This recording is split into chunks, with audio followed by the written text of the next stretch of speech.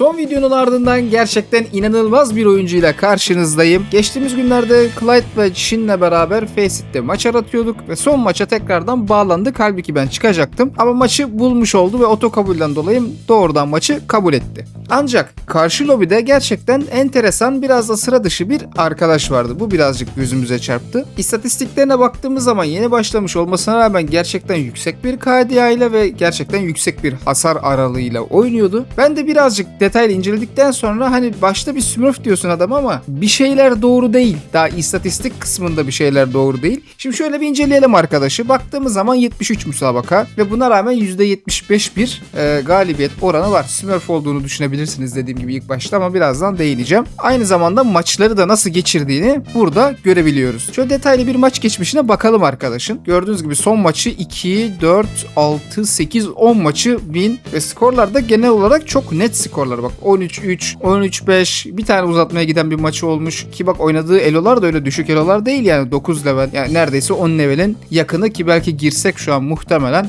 10 levellerde vardır lobide. Aynen bak 10 levellerde var. 2200 elo var, 2400 elo var, 2700 elo var. Şimdi bizim buradaki 2700 elo arkadaşımız 16'ya 15 giderken bu 1900 elo arkadaş 31'e 14 oynamış. Herhalde 4000 elolardan falan gelen bir Smurf olması lazım diye düşünebilirsiniz arkadaşın. Şimdi bunu anlamak için ne yapmamız lazım? Bu elolarda bu adam böyle vuruyorsa daha aşağılardaki elolarda 2 levellerde, 3 levellerde, 4 levellerde daha yüksek bir performans göstermesini beklersiniz değil mi? Fakat arkadaşın Faceit'te oynadığı ilk 4 maça baktığımız zaman gerçeğin birazcık daha böyle yüzümüze vurduğunu görebilirsiniz. İlk maçı 4'e 13 kaybetmişler ve oynadığı skor 7'ye 17. Bu sanıyorum round başı hasar. Evet ADR 43, KDA'sı 0.41. Arkasından bir maça daha giriyor. Burada 17 vurmuş. Fena değil. En azından artı KD'de bitirmiş. ADR'ı yine 100'ün altında. Ama hani ortalama bir maç çıkartmış diyebiliriz. Bu maçla beraber 3 levele düşmüş bulunuyor ve 3 levelde tekrardan arattığı maçta yine 10'a 19 oynuyor. ADR 65, KDA 0.53. Bir maça daha giriyor. Yine 3 level elo. Bunu da kaybediyorlar. 11'e 19, ADR 43, 0.58 KDA. Sonra ne olduysa bir şey oluyor. Tabi bu arada da çok ciddi bir fark var. Bunun da bir altını çizmek lazım. Yani az buz bir zaman farkı yok. Yani burada Mart ayından bahsediyoruz. Mart ayında bu maçı atmış ve bırakmış. Arkasından Aralık ayında başlamış. Yani 2025'in sonunda başlamış neredeyse. Ama yani o 6 ay sürede nasıl böyle bir pro olduysa artık gerçekten inanılmaz bir seviyeye evrildiğini söyleyebilirim. 4 level'e çıktığında öyle bir maç oynuyor ki 36'ya 11 oynuyor. ADR'ı 196. Her round 2 adam öldürmüş neredeyse. Her round 2 adam öldürmüş. Böyle bir maç çıkartmış ortaya. Arada kaybettiğimiz maçlarımız da var ama yukarıya doğru sürekli aynı istikrar ve benzer istatistiklerle devam ediyor bu adam. Hadi diyelim ki Premier oynamış olsun. Ne bileyim oralarda kendini geliştirmiş oldu. Sonra tekrardan buraya döndü diyelim. Sürekli maçı taşıyor. Sürekli çok net skorlar. Sürekli ADR 100'ün üzerinde. Bak 100'ün altında kaldığı hiçbir maç yok. Neredeyse hiçbir maç yok ki gerçekten yok lan galiba. İşin özü 3 levelde ilk başladığında hiç adam vuramayan adam her ne olduysa bir 6-7 ay kadar sonra sanıyorum bir makineye dönüşüyor, bir ilaha dönüşüyor ve geleni geçeni yatırıyor. Peki bu adam maç içerisini nasıl geçirmiş? Birazcık da buna gelelim. Aşağı leveldeki maçlarından yukarı seviyede oynadığı maçlara kadar hepsini inceleyeceğiz. 4 tane demom var elimde incelemeye hazır bir şekilde. Bakalım bu adam nasıl bir oyun oynamış. Ama demolara geçmeden önce bu videonun sponsoru Skins Monkey. Eğer CS2 eşyalarını değiştirmek istiyorsan Skins Monkey aradığın yer olabilir. Değiştirmek istediğin skinleri seç, bütçene uygun olanları anında görüntüle ve hızlıca takasla. Üstelik tekir kodunu kullanarak takaslarınızdan $5 bonus kazanabilir. Almak istediğiniz skin için depozit yapmanız gerekirse tekir kodunu kullanarak %35 depozit bonusu da alabilirsiniz. Bunlara ek olarak sitenin düzenlediği çekilişlere katılarak bedava skinler kazanabilir ve 7/24 canlı destek ile sorunlarınıza hızlıca çözüm bulabilirsiniz. Detaylar sabitlenmiş yorumda. Normal bir flash. Gayet başarısız bir eğim. Yani şimdiye kadar dediniz ki ulan bu adam nasıl domine etmiş, nasıl 31 vurmuş diyebileceğiniz türden bir eğim gösterdi şu an bize bu roundda. Bakalım ilerleyen roundlarda neler olacak. Videoya devam etmeden önce şunu söylemem lazım ki adamımız gerçekten çok güzel yapıyor işini. Yani gerçekten güzel saklıyor, gerçekten güzel gizliyor. Kendisini belli etmemek için gerçekten bayağı bir çaba sarf ediyor. Bunun bir hakkını vermek lazım önce. Siz de belli bir noktaya kadar kesinlikle ikna olmayacaksınız bu adamın hile kullandığına. O yüzden videonun başlarında ilk 10 dakikasında 5 dakikasında artık ne kadar olur uzunluğu bilmiyorum ama buralara bakarak da hemen demeyin ki ya bu adam temiz bu da boş konuşuyor demeden önce videonun tamamını dikkatli bir şekilde izlemenizi tavsiye ederim. Ve sadece öne çıkan yerleri koyacağım video esnasında çünkü dediğim gibi 4 tane demo aldım ve bu 4'ünden de yine önemli kesitleri sizlerle paylaşacağım. Şimdi buradaki harekete birazcık dikkat etmenizi istiyorum. Bakalım adamın nasıl bir reaksiyon olacak burada. Bak. Burada ne var diyebilirsiniz ilk olarak. Adam burada ayak sesi verdi. Geriye doğru gidiyor. Ayak sesini duydun. Tamam. Şimdi bak içeriden ateş ettiğini de duydun. Adam ateş ediyor şu anda burada. Bak şimdi. Adam buradan geçerken smoke'un arkasından çıktığını sanıp tam buraya sprey atıyor. Bak görüyor musun? Bak tam buraya sprey atıyor. Adam kapının temple'ın içinden geçiyor ancak duvarda buradan çıktığını sanıp önce buraya sprey atıyor sonra kapıya çeviriyor. Saçmalıyorsun diyor olabilirsiniz benim için şu ana kadar. Kesinlikle katılıyorum. Ön yargılı yaklaştığımı düşünenleriniz olacaktır ancak bütün tamamını izlediğinizde videonun ne demek istediğimi daha iyi anlayacaksınız. Şimdi burayı bir yavaşlatarak izleyeceğiz. Şimdi sadece izleyin cross'un çıkışını. Rakibin üzerinde. Bak direkt üzerinde burada. Denk gelmiş olabilir. Tabii ki de denk gelmiştir. Yani sonuçta oyun bir adam smoke'un arkasında. Bu arkadaşın cross'u da orada kalmış olabilir. Zaten vuramıyor bu arada. O ayrı mesele. Ama bu video özelinde duvar arkasından smoke içinden cross'un kaç defa rakibin üzerine geldiğine dair bir sayaç koyacağım. Ve bu şu anda 1. Bunu sağ üstte sol üstte herhangi bir yere koyarım. Bir defa oldu. Duvar arkasından eğim daha bir kere geldi. Şimdi gelelim ikinciye. Mid'de bir smoke var. Şöyle açalım rakipleri. Solda bir kişi var, sağda bir kişi var. Bak özgüvenli bir şekilde gayet yukarıya çıktı. Hiç şuradan gelecek olan adamdan şüphelenmiyor. Buradan bir rakip var. Cross'u da oraya hazırlıyor. Bir vuruş da deniyor kendisine adam pikledikten sonra bak. Bununla etti 2 hocam. Bununla etti 2. Arkasından da ya hocam ben zaten smoke deniyorum vuruşları bunlar. Burada bir GG infosu gelmiş. Bak ben bunu kaçırmıştım. Burada herkese bir GG yazmış. Bu GG yazdıktan sonra adamın oynadığı oyuna bakın sadece. Gördünüz mü? İzleyelim bakalım ne yapacak burada şu an. Deagle'ını aldı. GG dedi. Yani dedi ki oyun dedi bitti artık dedi. Hani çok dedi takılmayın siz. Zınk. Bak. Bak. Ya. Tamam. Adamın yeri belli. Prefire çıkıyor duvardan kardeşim. Ne ağlıyorsun hemen? Hop bir. Bak. Kaçıncı oldu duvar arkası ben sayamadım hocam. Güzel. Bilmediği şey yok kardeşimin. Karşılıklı nade'ler geldi. Tabii ki de kapıya bakarak aim koyarak çıkmayacak. Oğlum manyak mısın sen? Tabii ki de buraya bakacak. Hiç yakın sol geldi mi falan diye düşünmeyecek yani. Saçmalamayın ne oğlum yani. Öyle şey olur mu? Köşedeki rakibini biliyor. O yüzden hiç ne pushluyor ne şey yapıyor. Desin ki o çıkacak buradan nasılsa diyor. Bekliyor. Zınk. Yani başka ne olacaktı ki zaten oğlum saçmalamayın ya. Ölecek mi sandınız siz bizim adam? Adam görünüyor mu lan orada? Adam orada görünmüyor bence ben sana bir şey söyleyeyim mi? Ama orada gördün. Sağa geçeni biliyorsun. Sağa geç. Cross burada üzerinde tabii ki. Geliyor bizimki gördü. Tamam okey. Bak adam görünmüyor görüyor musun? Adam görünmüyor burada. Bak, adam ekranda yok. Ama mermi direkt kafaya gidiyor. Bu arada adamda aimbot var. Ya abi burada bari cross üstüne koyma be. Bak ya. Daha önce demoda ben bunu görmemiştim. Kanka. Bunu görmemiştim daha önce. Bak yalandan nasıl bakıyor sayda falan. Bakar mısın ya? Bak neler yapıyor bak. Ya bir de ölüyorsun.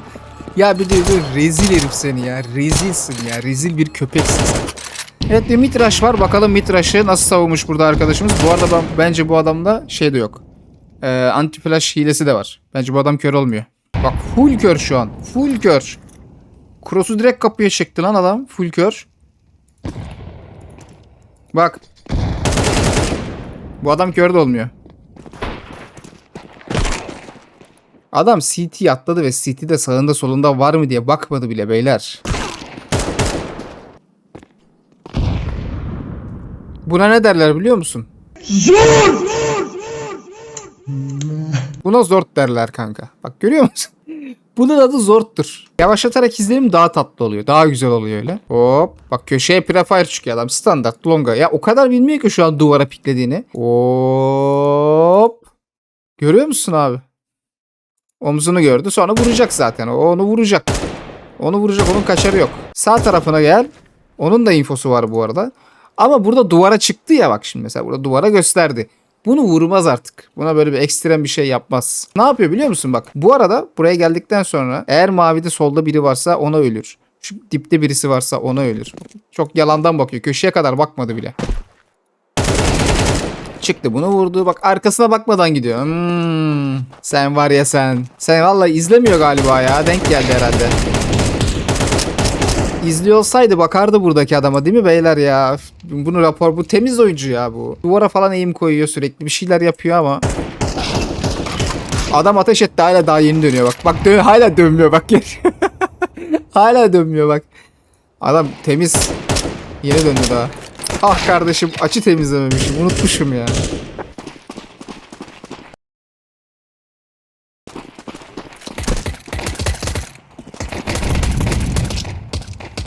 Abi kilitlanıyor bir de bu adamın eğimi ya.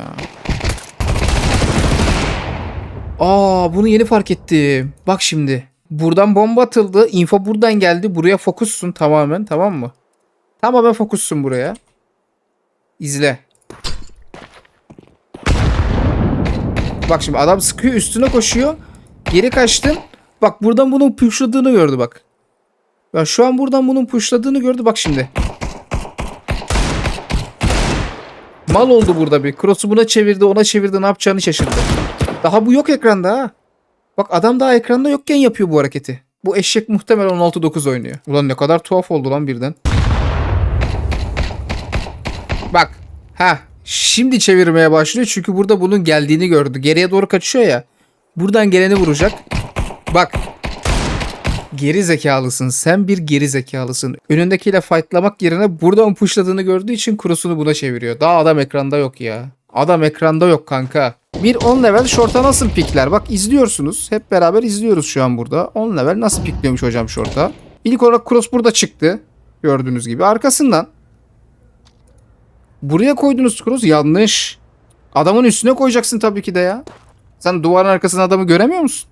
O senin noob'luğun kardeşim işte. Silver Elo'da kalmanın şeyi bu. Bak gördü zaten hazır. Görüyor musun? Bas Allah aşkına batsana bu. Alıyor mu kilo? Vallahi basıyor. Yemin ediyorum basıyor bak. Lan var ya sen nasıl var? Kral lan. Helal lan sana. Kullanıyorsun bari hakkını ver oğlum ya. Ne uğraştırıyorsun bizi böyle ya? Vereceksin hakkını. Bak şimdi bu adam mesela bu kadar kötü bir eğimle nasıl bu kadar kill alıyor biliyor musunuz? Merak ediyor musunuz bunu? Bak cevabı şu anda bu. Burayla fightladın, attın. Burada birisi varsa sana bakan öldün ama devam okey sıkıntı yok. Buradan çıktın. Ne yaparsın abi? İlk bir Stairs'a bakarsın değil mi? Sandviç şefin adamları çıktı. Burada Simon var. Ne yapması lazım? Şuraya cross koyması lazım. Adamın cross'u nerede? Burada. Bakmadı bile. Bir eleman burada fightlıyor, bir eleman burada. İlk buna baktı. Bak şimdi buna dönüyor kanka. Burayla işi yok adamın için. Bunu vurdu tekrar buraya döndü. Hala merdivenden falan gelirse diye şüphelenmenize gerek yok. Böyle saçmalamayın ya. Buradan kim çıkacak? Evet onu da vuracağım. Vuramadı. Yani işte her şey volek değil beyler. Bazı yerlerde de iyi mi kullanması lazım. Çünkü bu bir yetenek problemi aslında bakarsanız. Abi bak mesela şuradan adamın üzerine cross koyuyor. İstemsiz bazen gidiyor. Kaçıncı oldu bilmiyorum video esnasında. Belli yerleri kesmişimdir de belki. Video esnasında editte nasıl görünecek bilmiyorum. Bak bunu kontrol etti bir. Eyvallah. Dedi bu burada duruyor. Tamam eyvallah. Bak bu ne demek biliyor musun? Ben birazdan buraya prefire çıkacağım demek.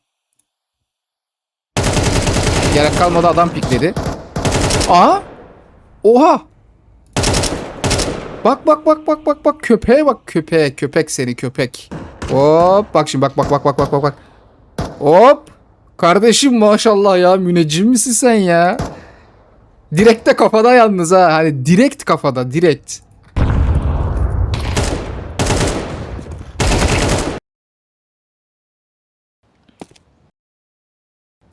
Hop. Helal olsun lan sana Victor. Güzel. Karşındaki adam da muhtemelen 10 level. Her seferinde mid'e çıkıyorsun. Her seferinde AWP'ye AK ile pikliyorsun. Ve buna rağmen her seferinde vuruyorsun. Hiçbir zaman ölmüyorsun. Bunu yapmaktan da hiç çekinmiyorsun. Yani öyle bir oyuncu adam. Mid'de yine AWP var. İzle.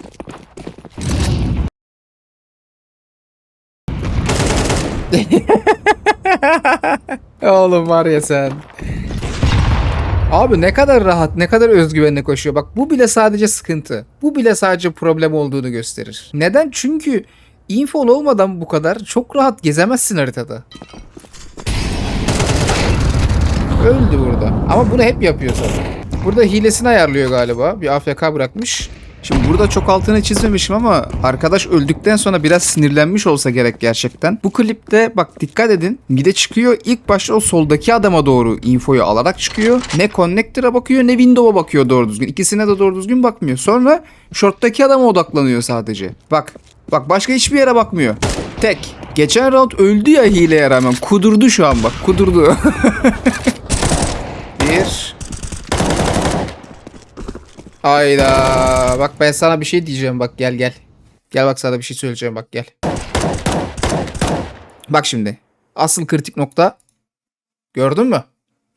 Bak direkt buraya kilitleniyor abi adam. Sürekli kutulardan birilerinin üzerine koyuyor cross'unu ya. Hemen bozdu bu tarafa şey. Allah ay Allah dedi hemen kaydırdı bu tarafa. Tekrar sağa çekti.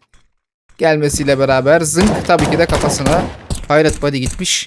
Kilini aldı. Helal sana be. Oyuncu ya. Oyuncu. Biz ağlıyoruz burada. Biz silver olarak. Ben ağlıyorum hocam. 2000 küsür maçla halen daha 10 level olamamış kedi. Anca ağlar. Ne yapacak başka zaten. Burada da bak. Bak. Köpek seni. Kara köpek seni. Hazır mıyız? Tabii ki de Palas'a buraya koymayacak eğimini beyler saçmalamayın ya. Buraya koyacak tabii ki de. Adamla beraber getirecek eğimini. Siz ne olmasını bekliyorsunuz? Ya elin silver'ları gelmiş konuşuyor. Bir de en baştaki silver'da en önde bayrak tutan silver'da gelmiş burada videosunu yapıyor ya. Vallahi billahi. Infoyu aldı. Mesela şöyle bir durumda mid'de ben fightlıyor olsam çok net söylüyorum bak sana. Neydim attım infoyu aldım. 2 kişi pushluyor. Belli ki bir mid push var. Deagle sesi duydum çünkü bir de. Bunda AK var. Kör oldular. Güzel. İkisi buraya geçti. Bak 2 kişi birden buraya geçti. Demek ki arkası kalabalık değil mi? Buradan çıkar. Buradan üstüme koşar. Biri buradan pikler. Bunun üstünden pikler. Ve ben midde tek başımayım. Ölürüm yani. Böyle bir noktada yapacağım şey nereye cross koyacağını bilemezsin burada. Ve geri çekilirsin. Kaçarsın ölmemek için boş yere. Ama bu arkadaş hiçbir şekilde ne buradan şüpheleniyor. Buradan bir push'a şüpheleniyor. Ne üstünden gelecek adamın şüpheleniyor. Ne buraya şüpheleniyor. Ne de kutunun soluna. Bak şimdi. Sağına koydu. Neden? Çünkü 2 adam da kutunun sağında. TS'ledi.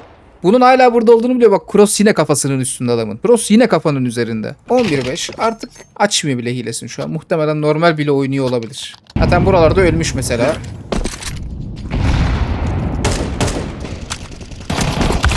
Bak gördün mü? Nasıl öldüm? Mal gibi öldü. Çünkü kapattı hileyi artık kazandığı için. Gene mi ölmüş lan bu? Direkt ölmüş salak. Mide çıkıyor. Ne oldu kardeşim sen AWP'ye buradan pik attırmıyordun AK ile ya. Ne olduğunu söyleyeyim. Zaten maçı garantiledin. Kardeşim kapatayım hileyi artık dedin. Olan şey bu. İzliyoruz abi. Nasıl piklenirmiş Palas'tan Stairs'a bir kez daha hep birlikte bir görelim. Geldin. Önce cross'unu kullandığın Volek ile yerini belirlediğin rakibin kafasının üstüne doğru yakınlarına bir yere cross'unu konumlandırdıktan sonra hareket ettirmeden crosshair'ını duvardan dışarıya doğru pik atıyorsun. Ama burada dikkat etmeniz gereken şeylerden bir tanesi bu kadar aptal olmayın. Çünkü bazen böyle duvara toslayabiliyorsunuz adama çıkayım derken. Birazcık pozisyon bilgisi öğrendikten sonra bu taktiği kullanırsanız daha verimli kill alabileceğinize ben şahsen gönülden inanıyorum. Hangisine pikleyeceğini bilemedi bir ona derken. Tabii ki de aim asistiyle beraber spreyiyle ilk killini buldu. Yine aim kafasında çıkıyor. Zınk bir tane de ona. Tabii ki de. Zaten başka ne olmasını bekliyordunuz ki arkadaşlar? Geldi. Crosshair placement'a dair hiçbir şey yok. Buralarda dolaştırdı cross'unu. Ne buraya baktı ne de boost'a baktı. Neden? Çünkü adamın zaten burada olduğunu biliyor. Yalandan cross'unu uzakta tuttu. Şimdi üzerine doğru geldi adamın. Tabii ki de yazılımına çok güveniyor ve 3 kill ile beraber A sayıda açtı. Diyebilir miyiz böyle 5-6 tane R ile beraber ama. Keşke benim de böyle bir eğimim olsa. Ama ben bot olduğum için maalesef anca buradan boş boş konuşuyorum beyler. Evet mesela Geldi hocam. Abi adamın cross'unun gezdiği yerlere bakar mısın ya? Adamın kafasının üstünde bak, görüyor musun? Adam duvarın arkasında ama. Yanlışlıkla bir ateş etse ne gülerdim bu arada ya. Yürüye yürüye girdi. Short'ta birinin olduğunu biliyor. Bak şuraya çeklemek yok. Burayı çeklemek yok. Sandviç olabilir. Sağ tarafından pik gelebilir. Firebox arkası olabilir. Adamın odağı sadece palas altı ya. Bakar mısın şuna, bak bak. Zınk. O da o sırada zıpladı. Jump spotla info alıyor çünkü. Short'taki vurdu. Ama çıkacak, onu da vuracak yani. Kaçar yok o adamın. Onu da vur. Helal sana. Adamsın sen. Şimdi maçın birazcık daha kızıştığı roundlar. Artık 11-11. Her an yakalanabilirler. Kritik bir round. Paraları da az. Bu round önemli. Bak sadece şuna bak. Bir burayı şuradaki adamı kontrol ediş şekline bakar mısın? Bak. Görüyor musun bak. Onu bir kontrol etti, tamam mı? Yalandan geri buraya döndü. Bak tekrar bir buraya baktı. Hemen dedi ki o gelmeden ben onun smoke'unu bir atayım, yaklaştı o dedi.